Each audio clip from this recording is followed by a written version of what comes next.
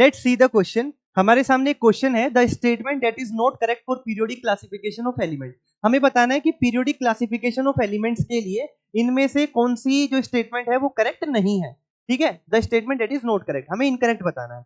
और यहाँ पे आप चारों ऑप्शनों को चेक करिए, तो यहाँ पे आपको जो मॉडर्न पीरियोडिक टेबल से रिलेटेड जो भी इंफॉर्मेशन दी जाती है वो आपको यहाँ पर दे रखी है। ठीक है, तो यानी कंसेप्ट जो यूज होगा वो मॉडर्न पीरियोडिक टेबल में जो बातें बताई जाती हैं उसके रेस्पेक्ट में इसको सोल्व किया जाएगा। ठीक है, स्टेटमेंट बेस्ड है, थ्योरी बेस्ड पोर्शन है।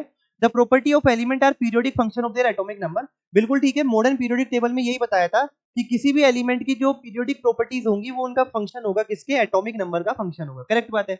Non metallic element are less in number than metallic element. हम जानते हैं कि पूरे के पूरे पीरियोडिक टेबल में एस ब्लॉक, डी ब्लॉक और एफ ब्लॉक में अधिकतर मेटल है, जबकि पी ब्लॉक में अधिकतर नॉन मेटल है। अब 3 ब्लॉक में मेटल है, इसका मतलब मेटल की संख्या ज्यादा और नॉन मेटल की संख्या क्या हो जाएगी, कम हो जाएगी। तो ये भी एकदम सही लिखा है। आगे देखो क्या लिखा है, for transition element the 3d orbital are filled with electron after 3p orbital and before 4s orbital. वो कह रहा है ट्रांजिशन एलिमेंट के लिए जो इलेक्ट्रॉन की फिलिंग होगी, फिलिंग ऑफ इलेक्ट्रॉन, आपको पता है हम चालू करते हैं 1s से, फिर आता है 2s, फिर आता है 2p, फिर आता है 3s, फिर आता है 3p, उसके बाद आता है 4s और फिर आता है 3d।